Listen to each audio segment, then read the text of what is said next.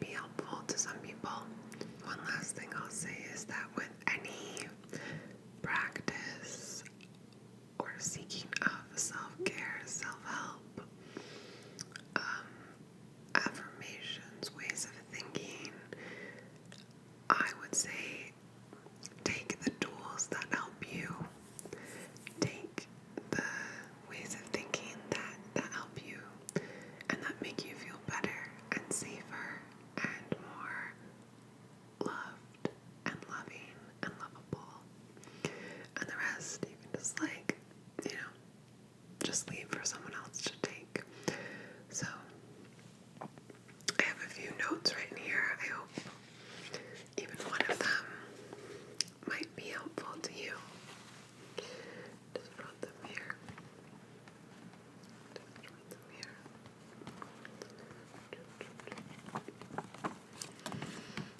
Okay.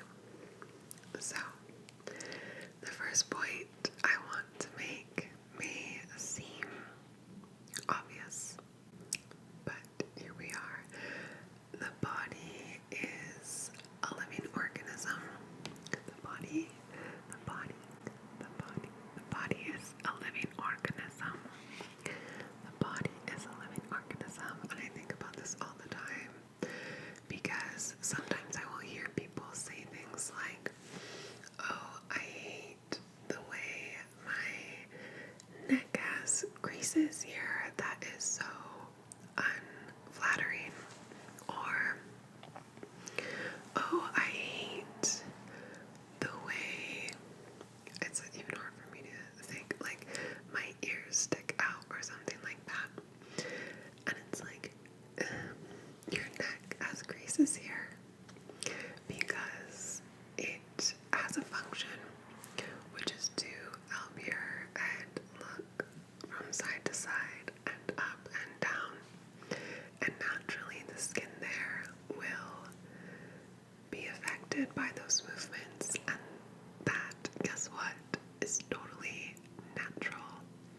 Totally natural, and no one can avoid it. Yeah, they'll look different on every person because every person has a different body with different skin texture and thickness, a different head size and weight, a different amount of movement.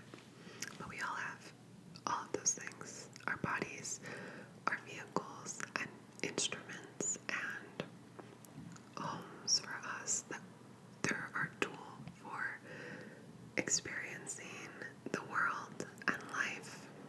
And I think if you think of it that way, like a vehicle or a tool, its best iteration of itself is one in which it is used and enjoyed, not just kept on a shelf to look perfect and be perfect and not take full advantage of all of its capabilities. Similarly, another thing about functions, I have this scar on my finger, my ring finger. You can't see it very well, but it's healing quite nicely. It's a great scar. And as it was healing, it used to be straight, and then it started to heal, and it had a little curve. And for a second I thought, oh, I wish the scar were as straight as it was when they took the stitches out. And I thought, that's so silly. My body knows what it's doing. And if there's a slight curve as it's healing, that's probably because it's what's best for my fingers' dexterity and movement, range of movement. The body knows what it's doing. The body is built to be used. It's also built to take care of itself. And that's awesome, quite frankly. Similarly, because it is a living organism. Changes in it, not only aging, but in size, in ability, in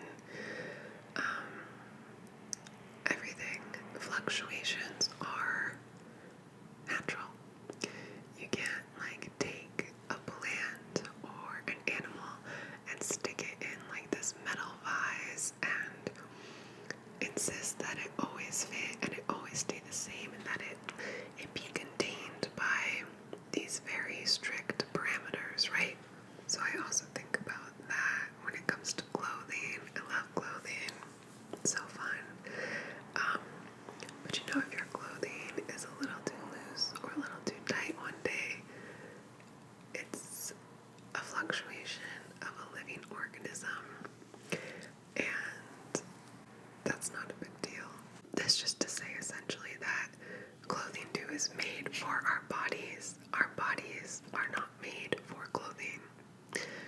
Our body does not exist to serve the perfect size, whatever dress.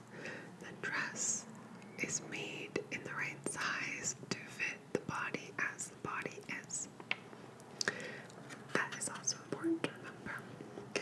And I think, as I was saying before, neutral descriptions of the body are important. In the same way you would neutrally describe a tree or neutrally to positively describe a puppy.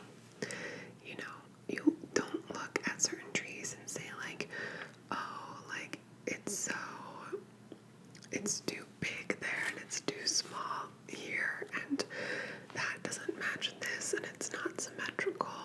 You don't do that. Same thing with puppies.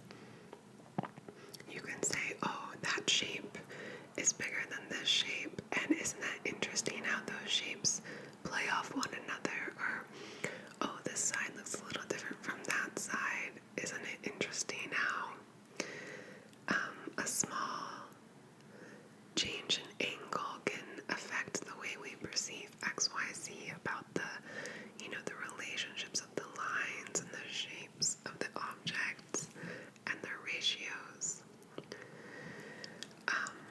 It reminds me too of this one time. I was with these friends that I only see once a year, and we do a lot of work when we see each other. So I was stretching like this before I sat back down, and a little bit of my belly showed. And somebody said, oh, you have like a little definition there. And I was like, oh yeah, I have like a little definition there. And I also have this, like a little bit of fat here, and I like kind of pinched my belly. I said it like that. I was like, oh yeah, I also have a little bit of fat here. And they were like, no, like you look great. Like, don't worry about that. I was like, oh no. I wasn't saying I didn't like the fat. I like the little bit of fat here. I think it adds a nice softness that plays well with the definition. I like that little bit of fat. And they were like, oh. And then the following year, one of my friends who was there for that had started a recovery program for disordered eating with her therapist. And I was like, wow, congrats, that must be a lot of work, but I'm really proud of you. And she said, to be honest, half of the reason I'm doing it is because of that time that you told us you had a little bit of fat on your belly, but you liked it. She was like, I've never heard anyone describe their body in that way and decide how to feel about it by themselves and to like own it. It's just like it like reframed the way I thought about my own body. And of course it didn't solve everything, and of course I'm not perfect either, right? But I repeat that story now in case it helps someone else, and to illustrate this idea of describing our bodies neutrally. We all have a little fat in some places. We all have like muscle to varying degrees in other places, and that variation is what's so cool, right? So, another thing I'll say about neutral description that kind of ties in with this idea of ready for it. Comparison is unhelpful. Comparison is unhelpful. So unhelpful. It's so unhelpful. And as I mentioned in my face video, Lily Whispers, maybe in a Tumblr quote video or something like that, had said this, and again, as I said in my face video, it's much more eloquently put wherever she found it. But I remember the general concept, and I think about it often, which is, you don't look at a willow tree and think,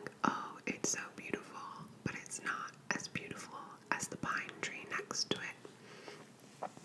You don't look at a maple tree and you think, oh, it would be so much more beautiful if it were as tall as a redwood. No, that's not what the maple is trying to look like. That's not what the maple is built to look like.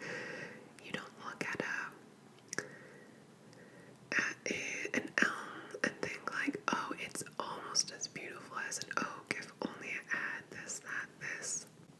No, they're all beautiful. They're all beautiful. And they're all beautiful in different ways, which is dope. It's dope. So, same thing with puppies. I keep thinking about buying a dog. It's not quite the right time, but I keep thinking about it, and when I see dogs walking down the street, I'm like, that is the cutest dog I have ever seen in my life. I love the way his ears are. I love the way his coloring is. I love his little brown nose, whatever. There is no other dog for me.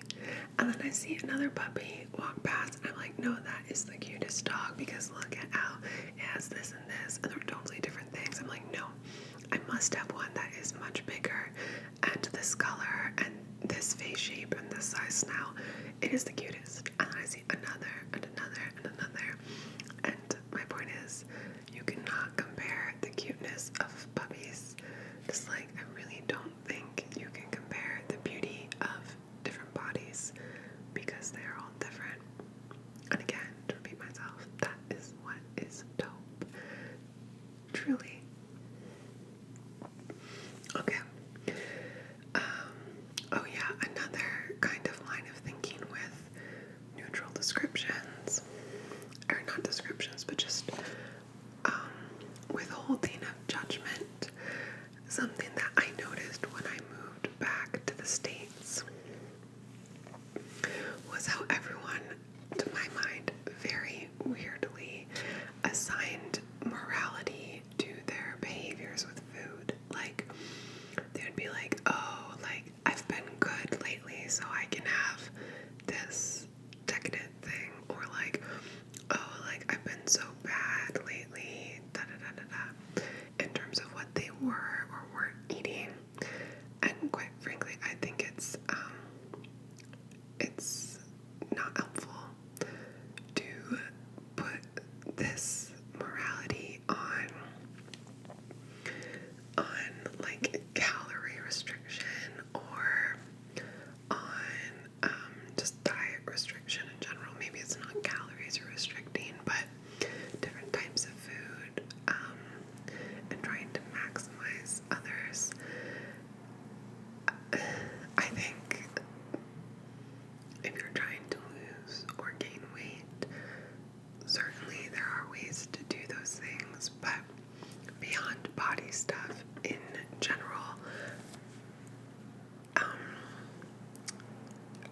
this is relevant to everything. In my experience, my own and also observed, real change does not come from extremes. It does not come from restriction or deprivation, which is not sustainable. Real, lasting change comes through balance and flexibility and self-acceptance. So just to repeat it, lasting change does not come through deprivation or restriction or hyper-control or rigidity. It comes through flexibility and balance, taking the long approach, taking the kind approach. That's how you get lasting change. Similarly, I've heard people say before, oh, I don't deserve food because I didn't work out, or I don't deserve sleep because I didn't work out, or I don't deserve a shower because I didn't work out. I told myself I'd only wash my hair after I exercise. Let me tell you something. You always deserve food. You always deserve rest. You always deserve showers and clothes that fit.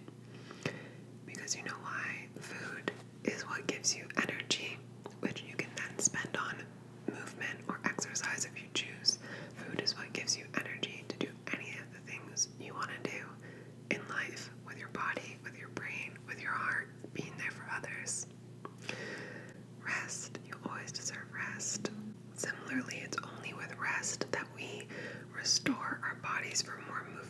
next day, or more focus, more presence of mind, of heart, right? You need rest. Same thing, showers, clothes that fit. Why would you want, it's like your body, and you should be on the same team. And if you want your body to change, or you want to have a better relationship with your body, which, by the way, does not mean being your goal weight. I know people who are conventionally attractive at their goal weight, at society's goal weight, if you will. They do not necessarily have good relationships with their bodies. I'm trying to think of a clear way to say this. Basically, I know someone who is quite thin and conventionally attractive who does not have a good relationship with her body. But you would never know it because she doesn't talk down about it. But it's not because she appreciates her body, it's because she's winning the game. Whatever you think the game is, she thinks the game is being this perfect size. So you might think when you hear her talk about herself that she likes and appreciates her body and loves her body. She doesn't. She likes her weight and she appreciates that the societal trade-offs it earns her. It's because she's like winning the game, the terms that she set herself, that it appears she has a good relationship with her body, but she actually, at the slightest change, she completely abandons this good relationship she has with it, like at a drop of a hat. And so again, the idea, I think, would be to have a relationship with your body where no matter where you're at with it, and certainly sometimes will be harder than others depending on your expectations and reality and what does and doesn't match. But I think we should all be striving. I get a little heated about this because I care so much, right? We should be all striving to be respectful of our bodies, loving of our bodies, to be on the same team as our bodies. So, I got distracted, a little digression. What I was trying to say is that you're on the same team as your body, and you want to treat it well, and you want to get along with it. So why would you deprive yourself of a shower? Why would you deprive yourself of clothes that fit, that make you feel good because they fit, instead of every day telling you that your body is not the right size, or some really arbitrary cloth receptacle we made once in a factory that you paid money for. I'm rambling. This is a ramble, but all I want to say is you always deserve food. You always deserve rest. You always deserve showers and clothes that fit and make you feel good. Clothes that fit and make you feel good. Always. No matter what you did or did not do that day, no matter what you look like, if you're happy with it or not, you deserve those things. And then the final thing I'll say on the same line of being on the same team as your body,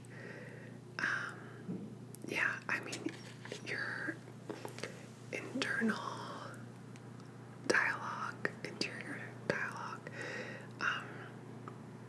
can have a huge effect on you. And I always remind myself to talk to myself like I would a friend. Sometimes lately I have not been running well, for example, and I like to run, and sometimes I can feel a little down about that because I'm not running as fast or as long as I used to. But then I'll think, if you zoom out, I'll talk to myself like I'm talking to a friend, and I'll think, okay, it's not what you're used to, but like, you're doing really well. I think you're doing great. I don't know what you think, but I think you're doing great. And it's kind of weird because in that case, I'm both the first person addressing the second person, both of which are me.